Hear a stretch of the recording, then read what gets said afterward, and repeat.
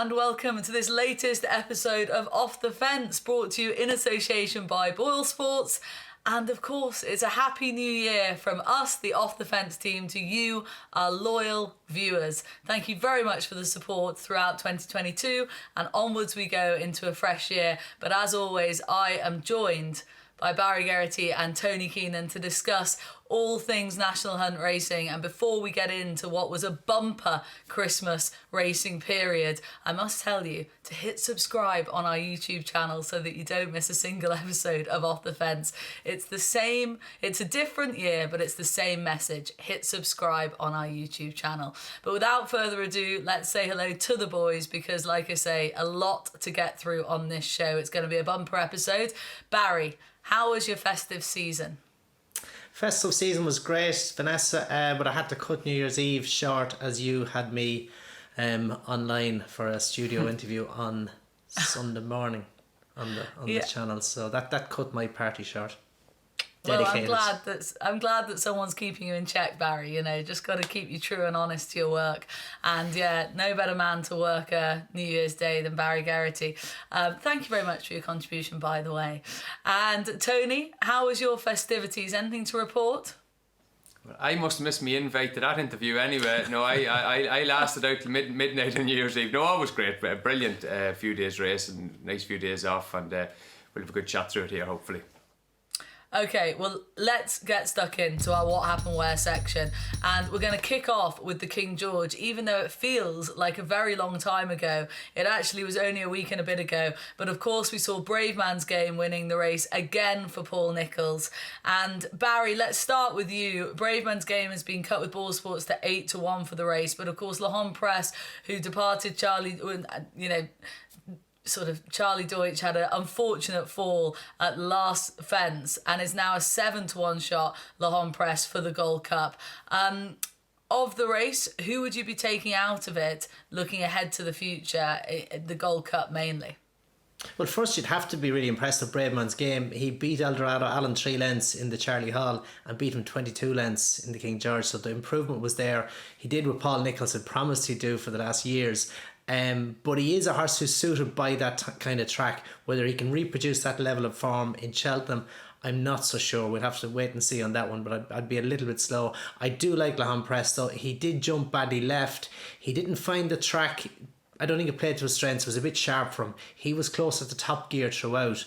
And for that reason, that when a horse is at top speed like that and they have a tendency to jump one way or the other, it can exaggerate it. So I think that affected his jumping more so. He'd be better suited by Cheltenham. I think stiffer track, slower pace. He'll travel easier. He won the Brown Advisory last year over 3 mile plus at the festival on soft ground. So I think he'd get the trip. I think he'd be better suited by it. So for me, if you ask me to take me pick, I'd go with Lawlor Press. Okay, I think a lot of people have a similar view, hence why he's a point shorter in the market than Braveman's Game, Tony. But would you concur with those views in regard to Lawlor Press going ahead to the Gold Cup? I wouldn't really. I suppose if you swapped around the two jerseys on the 26th, you'd be thinking Braveman's Game should be a hell of a lot shorter for the Gold Cup. Now, I'm not saying I particularly fancy him myself, but one takeaway from it was I was a little bit worried about Lawlor Press's stamina for the Gold Cup looking at this. Now, perhaps it's the jumping out to his left that has taken it out of him, but he travelled better than Braveman's Game to the turn in. Looked like he was going to pull away, and by the time he unseated at the last, I thought Braveman's Game was extending over him. So this would raise fairly significant stamina concerns for me in the Gold Cup. I know he's won the Brown Advisory last year. That's over 3 miles. He's another 2.5 furlongs to go in the Gold Cup. And also that Brown Advisory was a very steadily run version of that race. It paid to be up there with the pace. Like all through last season, it looked like he was going to go for the Marsh or the Turners, the shorter race. So I thought again he showed a bit of pace here. So to me, the Gold Cup trip would be quite questionable for him, judging what he did now on in the King George. Okay, well, let's stick with the Gold Cup picture, Barry, and flip over to Leopardstown and concentrate on Conflated winning the Savills Chase there. Cut to 12-1 with BoyleSports for the Gold Cup off the back of this. Obviously, a Plutard was a late non-runner and is out to 9-1 with BoyleSports, the reigning Gold Cup hero of last year now. Conflated is one of those horses that really doesn't seem to capture anyone's sort of imagination, I think it's fair to say, in regards to Cheltenham anyway. maybe a bit like last season when he won the Irish Gold Cup, and not a truly run race. That was his Gold Cup, if you like, and this could have been his Gold Cup this year. Same thing as well, the pace dropping away from the stands when Kemboy wasn't. He was a reluctant leader, you could say, but conflated just at a higher cruising speed to beat what was against him. But I think he'll need to be better than that. Clondazobo beat him in Aintree in the Bowl after last year's Cheltenham Festival, so that to me would show his ceiling. He is a good horse, but whether he's good enough to win a Gold Cup, I wouldn't have thought so. Okay, and on to New Year's Day, where we got to see the Savills chase at Tremor. Manila Indo, heartwarming to see him back in a winner's enclosure for the Henry de Bromhead team, out battling Statler at the line, but I thought Statler, giving weight away, ran a brilliant race on his sort of taking steps towards the Gold Cup, obviously off the back of winning at Cheltenham last season. He's now 12-1 with BoyleSports, and Manila Indo is 20-1, obviously sort of older, having won the race before. I could see him in there running another gallant effort, but I'm not sure about him winning it. Whereas Statler, Tony, I thought this was a very, very solid return to action for him. And I just thought that he might be the one that's slightly, I don't know if he's overpriced, but I think he's a very fair price in the Gold Cup market. No, I would agree with that. I have a suspicion Manila Indo was a lot more ready for this initial run of the season than he has been the last couple of years. Did a bad finish to what gives you that impression? 3 reasons. He had a bad finish to last season, so they probably wanted to start on the right note this time round. I think the race was highly significant to Henry de Bromhead for obvious reasons, considering where it was and the other race names on the card. They really would have wanted a winner. But probably most of all is the way he travelled through the race. He was a lot more sweet than he has been in some of his early season runs in previous years. So I think Statler might be after meeting a horse now that was closer to his peak than many expected, than I would have expected myself. But just when I watched it afterwards and thought about it afterwards, I wondered, was he further along the fitness scale than he had been. It was a really good performance of Statler. You've mentioned there but where he was at the weights. I thought Paul Townend overdid the weight and tactics as well. I think he sat too long on him. Statler needs a bit of a lead, that's fair enough. We know he's much better over fences now that he's been dropped in, but I just thought around Tremor Paul Townend needed to be moving a bit quicker. He just made him sprint, and Manila Indo had the rail. And yeah, just fitness wise, I do think he was kind of a bit further along. Statler's a very interesting horse going forward.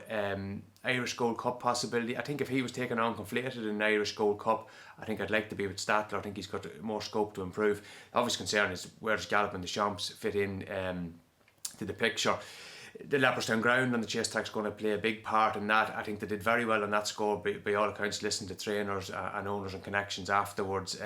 The weather played ball with them in terms of rain coming before the meeting, but they do seem to have done quite a bit of watering work on it. So I think for the Dublin Racing Festival, they'll have to keep that up. They'll have to keep it well watered, and that might help make that into a really good race. But I'm not sure will Willie Mullins really want to run Statler and Gallop and the Champs against each other, but we'll soon see. But if it was a Statler versus conflated head to head, I'd definitely be leaning towards the horse that ran Tremor.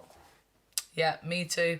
On to the Champion Hurdle division, and of course the performance of the festive season, not only in this division but in the whole of horse racing essentially, was Constitution Hill bolting up in the Christmas Hurdle at Kempton. He's now 2-7 with BoyleSports for the Champion Hurdle, and looks like he's going to go off the shortest price favourite for the Champion Hurdle in March ever, the shortest priced ever.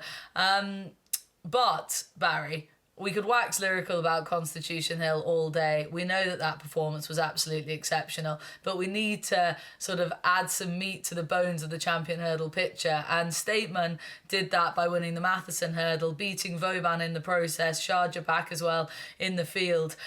He's taking steps towards being a genuine Champion Hurdle contender. Of course, he's going to have a lot on his plate with Constitution Hill. That goes without saying, but he can only do what he's doing at the moment. And did you think this was a progressive step on what you'd seen of Stateman so far? Yeah, no, it definitely was, and exactly, he can only do what he's doing. The inside track in Leopardstown is a good bit sharper, and I don't think Stateman maybe got to show his true strengths. Emphasis more on speed. You're turning out of the back straight, you're turning into the straight, it's all one big swing, so he'd be better suited by a stiffer test. But he jumped much slicker, I would say. It was a good performance, you couldn't fault it. I was really impressed with Vauban though. I thought he ran a big race considering he didn't jump as well as he has done in the past. and his work, the vibes have been poor enough as regards his work. So I would say he was ran in hope. Willie maybe hoping just to ignite a little bit of form, bring him back into himself. But I think he's a horse with a lot of potential whenever he gets his act together. Yeah, I think a lot of people have latched onto the Vauban angle. He's currently 10-1 with BoyleSports for the champion hurdle, and Stateman is now 4-1, obviously behind the very short price Constitution Hill. On we go to the champion chase division, and this didn't have really quite the shake-up in the anti-post market as a few of the other divisions did. Obviously, Edwardstone departing the race early at Kempton meant that we didn't get to see him to full effect, and instead, and then we go over to Leopardstown, we've got Blue Lord winning, but Chacun Pour Soi disappointed Tony, and Blue Lord is now 6-1 for the champion chase with BoyleSports, Edwardstone 11-4 in there, and of course Energumene up at the top of the market. Was there any big takeaways for you in this division over the festive period? I'd forgive Chacun Pour Soi. I thought the vibes for him were very negative leading into the race. I thought he ran pretty well considering he made an awful mistake at the second last. Mea culpa for me around Blue Lord. I didn't think he had a performance like this in him at all. I thought this was a different level from him to what we've seen before. I do think Rachel Blackmore set the race up for him a little bit in Captain Guinness. She's been riding some horses very aggressively lately, probably a little bit too aggressively. I think he's better with a lead for longer. She pressed on very early down the back straight, but he did produce a very good performance, Blue Lord. Like last season's novices, the bulk of them, those horses that were competing in the grade ones, and even the 2 mile grade ones, which wouldn't have looked the deepest division, a kind of a competitive division where there was no standard, have really kicked on. Edwardstone, Blue Lord here, like even St. Sam was winning back over hurdles there on New Year's Eve. They were a stronger group of horses than I give them credit for. Yeah, Blue Lord's going into that champion chase. I presume they're going to stick to 2 miles with him. Like Energumene did get the right setup in the race last year in terms of the ground, which couldn't be guaranteed in Cheltenham in March. The downpour, the both of you were there last year, and I'm sure you were soaked to the skin. It was an unbelievable day's weather. Certainly wouldn't be a sure thing that would materialise again. Okay, interesting points on the champion chase department. I should just say that Edwardstone now looks like he's going to have a run at Ascot and the Clarence House Chase in a couple of weeks, so that'll be interesting to see how he gets on. Let's move on to the Stayers Hurdle division, and Barry, we'll start with you here. We got to see Home by the Lee, Frank, the Liz Mullen hurdle form, beating Bob Ollinger and co again. He's now 6-1 with BoyleSports for the Stayers Hurdle at Cheltenham. He's right up at the top of this market. Does he deserve to be there on the back of what he's been doing so far, and crucially, the horses he's been beating? Well, he's been winning, so I think he does deserve to be there. As regards the race itself, obviously Bob Ollinger didn't turn up at all, and you could say the same for Flooring Porter, because if you see the gallop that Flooring Porter went in the Liz Mullen hurdle, he went nowhere near that kind of pace at Leopardstown, and nowhere near the kind of pace he went last year behind Classical Dreams. So he didn't turn up at all, and for me the race, it lacked pace, it lacked strength in pace for that reason. And I think Home by the Lee probably did well considering they didn't go as hard as he would have ideally liked. So I would question the strength of the form, but I think Home by the Lee put in a good performance, but it was a no show from the two favourites, Flooring Porter and Bob Ollinger. Yeah, Bob Ollinger, I mean, what on earth are they going to do with him now? He's such a conundrum at this stage, and as you say, Flooring Porter, I don't think we saw the best of him. In terms of the division, Tony, we always talk about it being quite a quirky division, and obviously we saw Paisley Park win the Long Walk Hurdle, beating Champ. Heartwarming as it may be, I'm not sure. I'd like to hope that one of these younger horses are going to progress on past him at this stage come March. Is Home by the Lee genuinely a much improved performer on what we saw of him last year? Or, as Barry's touched upon, have these races kind of been falling his way? I think he's certainly improved a fair bit. He's the prototype Stayers hurdle horse in that he's a little bit behind the bridle, although in the Christmas hurdle he did travel better than he has done oftentimes in the past. But Barry's right to question the form. Like Ashdale Bob is kind of 2 mile 6, 2 mile 7 hurdle horse. He just doesn't quite get the 3 miles, and Meet and Greet was a big price there, with good reason. I'm very surprised that Flooring Porter is as short as he is now for the Stayers hurdle off the back of this. He's still trading around favouritism.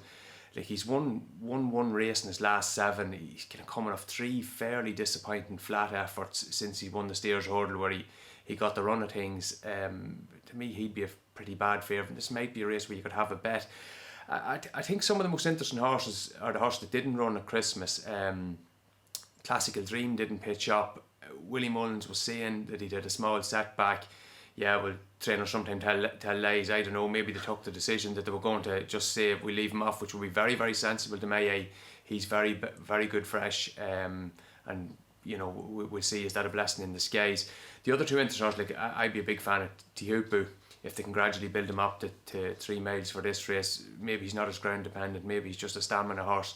I mean, coming around to his case. And the other one, of course, is coming into the mix in the last few days. Charles Bourne mentioned the Blazing Cal. Now, Charles is being negative on one hand and positive on the other hand with this horse, which you know, you can make what you want of that. I think he's talking out of both sides of his mouth, but he's mentioned he's going bad. But the key thing that he said is he's 2 or 3 weeks of a run, which to me is highly positive if you were fancying him for a stayers hurdle.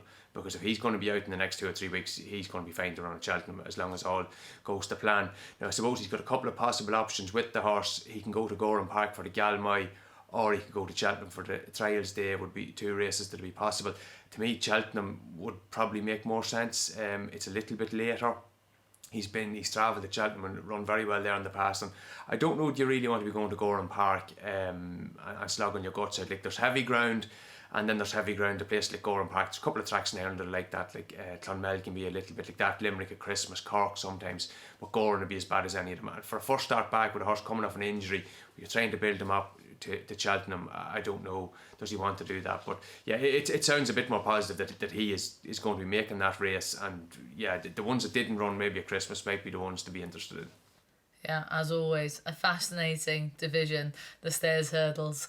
Let's move on to the novice and juvenile performances that we got to see over the last week or 10 days. Starting, Tony, with Facile Vega, who won the Grade 1 at Leopardstown, but didn't impress everyone in the process. He remains up at the top of the market, 4-5 for the Supreme. He's pretty solid there at this stage, but plenty of people crabbing his performance. Is that because his reputation kind of precedes him, or was it actually a bit of a disappointing show from him, despite the fact that he actually won? I know it was fine. Look, he's odds on for the Supreme. I think it's fair to crab and pick at him. Like, this wasn't Dungibb winning the Delight, the Delight Novice Hurdle on the bridle. You know, he was fine. He jumped reasonably well, 1 or 2 mistakes. But I think we're at the point now where he's at about 1.5 triers in the 2 races he's won this year going against him. Nothing really wanted to go with him in the maiden hurdle. He let it Tomps, you know, tried to make a bit of a race of it. Like, it felt a bit like one of Aidan O'Brien's in an Irish Group 1 flat race where they were trying to choreograph it for him. He let it Tomps went on, then decided he didn't fancy it at the first, and then did make a little bit of a race from the turn in. Paddy Mullins was riding for second or third all along on Astro Diamond. I'm not really a fan of Aletta Tomps. I loved him last year when he ran so well in the spring juvenile, first time up, but he's just not learning with racing at all. He's still hurdling badly. He's lugging this way, he's lugging that. Like, Willie Mullins obviously loves Facile Vega. They have him clearly ahead of all the novices. You have to respect that part of it. But for a 4-5 shot in the Supreme, I think it's reasonable to pick a few holes in him. Like Astro Diamond, he's beaten Astro Diamond 9 lengths there in this race. I suppose you point and you say, well, Marine National beat Astro Diamond 4 lengths in the Royal Bond. But Astro Diamond was ridden to run to her optimum in the Royal Bond, whereas here she wasn't. She definitely could. Like, she lost no ground on Facile Vega from 2 out. So you could make a little bit of a case for Marine National off the back of that. But maybe it is just going to be one of these races where, like an Appreciated type year or like a Constitution Hill type year, there is only going to be 7 or 8 turn up, and he'd be very hard to beat. But at the moment, I'd be happy enough to pass him over. I think you can pick away at him. Okay, on we go, back over to the UK. Challow Hurdle, won again by Paul Nicholls. Harry Cobden in the saddle on Hermes Allen, who's now 7-2 shot for the Ballymore with BoyleSports. I thought it was a very deep Challow, Barry. What did you make of the performance? Is he a worthy favourite at the Ballymore? Well, it was a good performance. I thought Harry Cobden gave him a brilliant ride. He went the shortest way around. The further towards the inside you go in Newbury, the better, between drainage and the watering on the outside track from the flat during the summer. It's always better down the inside rather than going wide. So Harry went that route. He saved him. Horse jumped really well. It was a good performance. Would I see him 3-1 favourite for the Ballymore? I'm not so sure. I don't think we've seen the best of the opposition yet. He beat You Wear It Well, who was a 125 rated hurdler. He beat it to 4 lengths or so, and Adalco Byhouse, who was about an 18-1 shot. Both are winners, both aren't really exposed, but they were 16 and 18-1 each. So albeit it was a good performance, I'm just not so sure he deserves to be as strong at the head of the market as he is. The Shallow Hurdle also, Paul Nicholls has farmed this race through the years, but has a desperate bad record for producing novice festival winners. So in the last 30 years, there's been no winner has gone on to win one of the novice races at the festival. So it's not a great route for festival glory in the novice races. I'd have a question mark about him, and we'll discuss the Lawlors and Naas later on, but I think that maybe might just shake up the market when we see that one at the weekend. Okay, interesting. Did you ever win the Chalet, Barry? I managed to win it once on Champ, and he got beaten in the Ballymore. Ah, right, okay. Adding to that poor record that you referenced. On we go, Tony. Let's talk about the Triumph Hurdle market. Lossiemouth finds herself at the top of that market, 6-4 with BoyleSports. Very short indeed. This is off the back of continuing her good season in the Knight Frank Juvenile at Leopardstown. There was plenty of money and support for the second horse. Good words for others in behind as well. Are we to believe this line of form? Is she so superior to the opposition as things stand of what we know of these juveniles at the moment? Yeah, she's very good again. The 2 races she's run in and won in Ireland would be fairly different to the typical Triumph Hurdle, though. They've been very much speed emphasised in races. At Fairyhouse she was the quickest, here she was the quickest. I don't think that Gala Marceau would be suited by a truer test. Things just didn't go ideally her way. I think she made a mistake at it was the first. They didn't jump the usual first, but what would usually be the second, that sort of got her a bit lit up.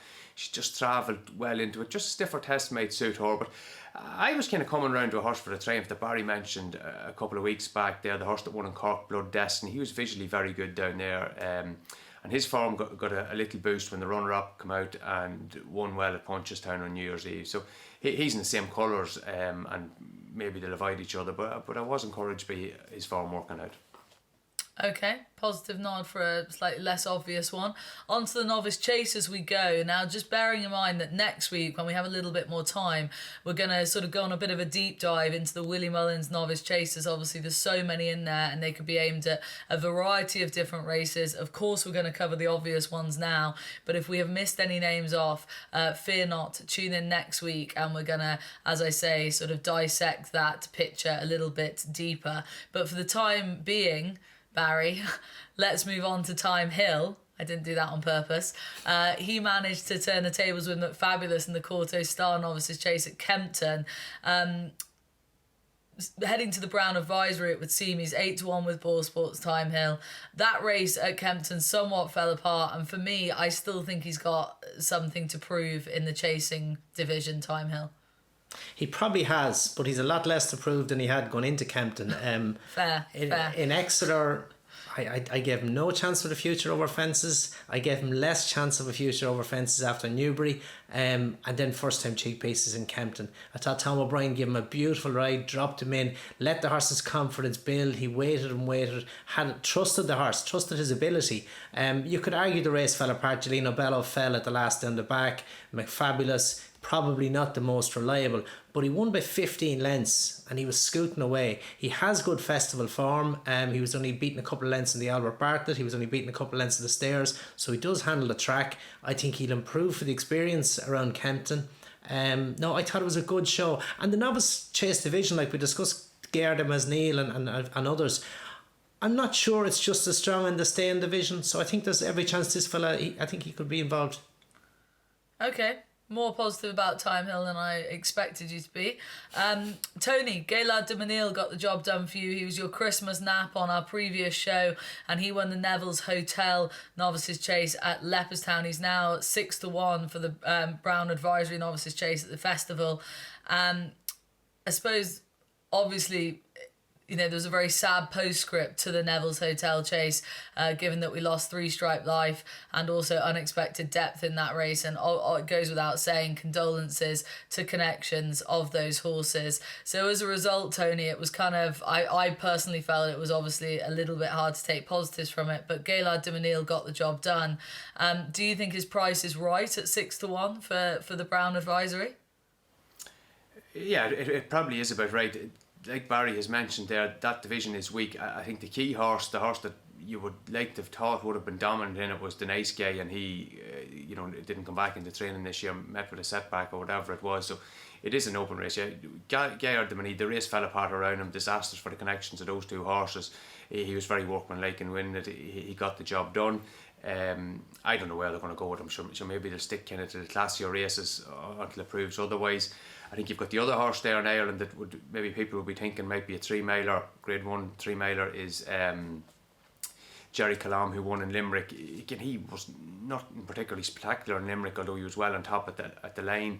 I presume he's going to follow the Fruit de Len path, maybe going to Navan or Naas initially and going to Navan for a couple of Grade 2 races, provided he gets soft ground. And I suppose after that it's in the lap of the gods where he's going to run the spring. If they get a bit of soft ground, they'll run him, and if not, they won't. But yeah, it is a relatively open division at the minute, and why wouldn't a Gala De Manila or a Timehill or a Geraghty be able to win a Brown Advisory off the back of that good performance over Christmas? Okay, wide open divisions then. As I say, we will be dissecting a little bit further, sort of focusing in on the Willie Mullins horses next week. Tony, Lawlor Devassi made a winning chasing debut, the mare for the Willie Mullins team. She's now 2-1 off the back of this very impressive chasing debut. I'm not entirely sure about the depth of the race, but you couldn't help but be impressed with the style in which she won it, the distance she managed to beat her rivals by, and the way she jumped too. Obviously, I think there's still room for improvement with her jumping. I'm sure that'll come with time. Obviously, you'd expect that. But she's going to go into the mare's chase against the likes of Scarlet and Dove and others who just have so much more experience than her. That has to be a concern at the price, doesn't it? Yeah, exactly that. She was brilliant in winning this race. Her jumping was electric. A couple of minor mistakes late in the day. All along, as a hurdler, she would have looked like a chaser, like kind of a big way of jumping. I think the mare's chase market is a really interesting one. You've herself and Impervious at the top of it. I think she's 2s, Impervious is kind of 4s or 5s. They're taking out a big chunk of it now. For two mares, they've only won 3 races between them over fences. They've only had 3 runs between them. The inexperience, things like that, probably caught Concertista out a little bit last year. And you do have Scarlet and Dove in there, who came on an awful lot as anticipated from her initial run at Clonmel to win well at Fairyhouse on New Year's Day. Now, I think all 3 of those will have to carry a penalty in the race, a £3 penalty for winning Grade 3 chases. I don't think any of them have won a Grade 1, so they would be sort of coming into it of levels. But yeah, it's a very positive effort from Scarlet and Dove. I presume you'd have to have a little bit of a question about the well-being of the last year's winner of it, Ellie May, at the minute. She didn't have an entry on New Year's Day, and JP McManus has since bought Impervious, so reasonable to question where Ellie May is at the moment. Yeah, that's an interesting angle. Actually, I hadn't even thought of that, but you're right with that. I hope she makes it back, but wouldn't be surprised if she didn't end up here anyway. That about wraps up some of the biggest talking points and the horses we wanted to talk about over the Christmas racing period. Obviously, we could go on for longer, but we don't have all evening. So let's move on. Best performances of the Christmas and New Year period. Barry, we better start with you, as we haven't heard from you in a little while there. Just check that you're still with us. What was your best performance over the last sort of 2 weeks, 10 days? Well, it'd be easy to say Constitution Hill, but he's a bit obvious. But I thought Jupiter the Jeet, the Gary Moore juvenile that beat the race that Jet Power disappointed one in Newbury. I thought that was brilliant. Made the run and jump like a stag. Clocked the time 3 seconds quicker than the handicap hurdle previously. Innisden, the other more fancied runner from the yard, who beat Irish Point in a bumper in France last spring. So there's a lot of good form there. He was 22 lengths behind him. He's a horse. He's obviously a little bit different than what we're used to. Won a trotting race in France. Gary Moore referred to him as a lunatic of some sorts, but he's definitely got an engine and would be interesting back among juveniles. Yeah, absolutely fascinating. I think a lot of people will be latching on to him given the way in which he won the race, but also the comments afterwards make him a very interesting horse. Tony, was there any other performances you wanted to give a special nod to before we wrap up this part of the show? Yeah, a few bits and pieces there. First of all, to mention a few of the small trainers. Obviously, the big yards dominated lots of the races, but Eric McNamara, a brilliant winner of the Paddy Power Chase in Real Steel, a horse that was initially with Willie Mullins, then went to Paul Nicholls, and McNamara got one of his best career performances out of him, and also a victory for Perseverance from Conor McNamara. This horse was never really going in the early stages of the races, sort of on and off it the whole way, and he just got him there. Great race to win. And they had a good Christmas as well, a nice winner down in Limerick with Al Peshameen. Also down in Limerick, you'd have to give a mention to Owen McCarthy having 3 winners, all kind of well fancied. Seems to have held the places his horses very well. Morelli was given the last one of those on the 29th. And also, to me, one of the shocks of Leopardstown, and a brilliant performance, really, for a first-time out horse. Tom Mullins' horse in the bumper, that was kind of a mini. It wasn't a graded race, but it was like a graded race because there was a listed race due to be run at Navan a couple of weeks before that was cancelled. So you finished up with 2 Willie Mullins and 3 Gordon Elliott in it that you usually wouldn't. And this thing, Facile Mode, there was a few quid around from. The young lad rode him with ferocious confidence. I thought as soon as he pulled him out in the straight, away he went. Funny one for Tom Mullins to have. He'd often be buying cheap horses and trying maybe to sell them on and things like that, but he's a walk in the park. He looked with a bit of size about him. Could be a very valuable prospect off the back of this, worth a lot of money. Kind of an excellent effort in a season where there hasn't really been a standout horse for the champion bumper as yet. King of Kingsfield was one up and down Ryle. Didn't really go on from that. Willie Mullins had bumper winners over the Christmas, but maybe nothing that really put its head above the par. But the one horse, I suppose, that they seem to be really keen on, the Eel Atlantic, can't run the champion bumper because he's already have a run over hurdle. So that was a good performance of Tom Mullins' horse. I suppose the one performance that I really liked, just looking back at some of the replays there in the last day or two in terms of maiden hurdles, was Goodland, belonging to Trainbury Barry Connell. I thought he was excellent now winning the maiden hurdle on the 29th. Really good time. He'd unseated initially early on. I think it was the first hurdle at a race in Fairy House there back at the Hatton's Grace meeting, but his hurdling was exemplary here and he pulled clear of. Look, I think the horse in behind, I wouldn't really be a fan of any of them, to be quite honest, but he absolutely buried them. He absolutely buried them, and some of them were race fit. And I believe he's talking about going for the Nathaniel Lacey with that horse. Yeah, he's really one to look forward to now, I think. Okay, few mentioned there, but Goodland gets the nod in terms of best performance over Christmas going forward. Keep an eye out for him. On we go for a quick look at the week ahead. Obviously, as always, we record very early. We're going to just breeze past a few of the races. We've got the Tolworth to look forward to, Barry. At the moment, Lucia is the anti-post favourite for this, for the Nicky Henderson team. Very unexposed filly coming into this. Authorised Speed also in there for Gary Moore. And it looks like Arctic Brazil might come over for the Henry de Bromhead yard. Is about a 7-1 shot in the market at the moment. Was there anything in there at the entry stage that caught your attention? Do we expect to see the Irish horse? Well, it'd be great if you did. I suppose it's an opportunity rather than maybe take on some of the guns here. It'll be interesting to see if Arctic Brazil does travel over. Good winner in Cork. Authorised Speed was 11 lengths fifth in the champion bumper. Good level of form there as well. Tamaris won a listed novice hurdle in Haydock, was impressive. But Lucia, you'd have to be really impressed with her. She was a 17 length winner of a bumper in Sandown last spring.